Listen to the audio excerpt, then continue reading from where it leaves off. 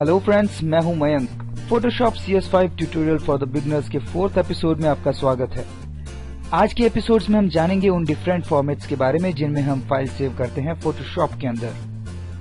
Photoshop CS5 में file save करने के आपके पास ढेर सारे ऑप्शन होते हैं, यानी आप इमेज को अलग अलग फॉर्मेट में सेव कर सकते हैं।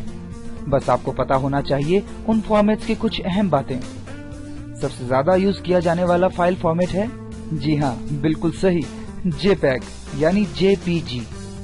आइए ओपन करते हैं एक इमेज को अपने वर्क स्पेस में। प्रेस Ctrl O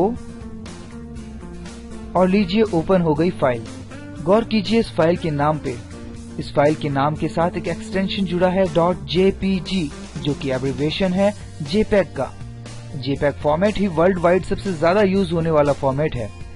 कारण ये कि ऑलमोस्ट सभी डिवाइस इस फॉर्मेट को सपोर्ट करते हैं और शायद ही दुनिया में ऐसी कोई एप्लीकेशन या सॉफ्टवेयर होगा जो JPEG को सपोर्ट न करता हो।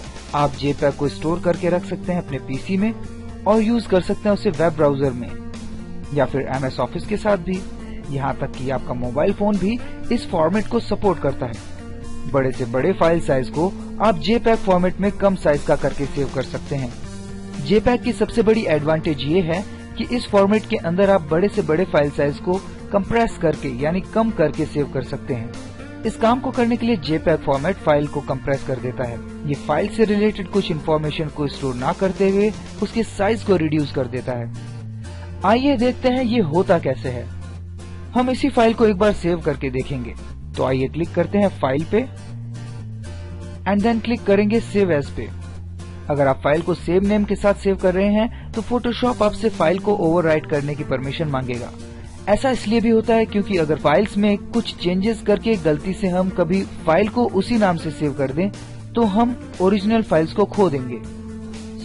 क्योंकि यहाँ पर ऐसा नहीं है, हमें फाइल खोने का डर नहीं है, हम फाइल को ओवरराइट कर सकते हैं। अदरवाइज आप फाइल को रीनेम भी कर सकते थे या फिर फाइल को सेव एज कॉपी भी कर सकते थे। सेव क्लिक करते ही JPEG ऑप्शन डायलॉग बॉक्स खुलेगा। इमेज ऑप्शन के नीचे आप पाएंगे ऑप्शन सेटिंग्स, जो इस वक्त मैक्सिमम यानी 12 यूनिट्स पर है। अब अगर आप प्रीव्यू बटन के नीचे देखेंगे तो वहां पर आपको इस फाइल का साइज नजर आएगा, जो कि मैक्सिमम साइज है। अब क्वालिटी सेटिंग में जैसे ही हम बटन को राइट से लेफ्ट की तरफ ड्रैग करते हैं तो दूसरी तरफ फाइल का साइज भी कम होता नजर आ रहा है। जब ये बटन 0 पे आ जाता है तो फाइल साइज सबसे मिनिमम हो जाता है। लेकिन गौर करने वाली बात यह है कि अगर आप इस फाइल का प्रीव्यू देखेंगे तो पाएंगे कि फाइल की क्वालिटी बहुत ही पुअर हो गई है। पहले जहां बेहतरीन कलर्स थे, रेजोल्यूशन था, वो सब क्वालिटी पिक्चर ने खो दी।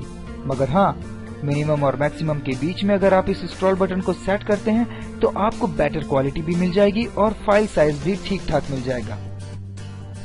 आइए एक फॉर्मेट के बारे में और जानते हैं।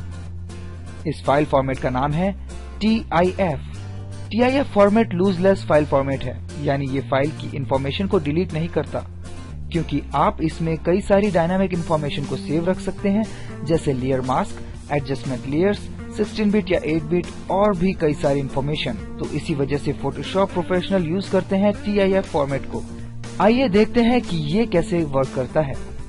पिछली बार की तरह हम इस बार भी फाइल को सेव एज करेंगे, मगर इस बार फाइल फॉर्मेट TIF सेलेक्ट करेंगे। जैसे ही हम सेव पे क्लिक करेंगे तो एक कंप्रेशन डायलॉग बॉक्स ओपन होगा।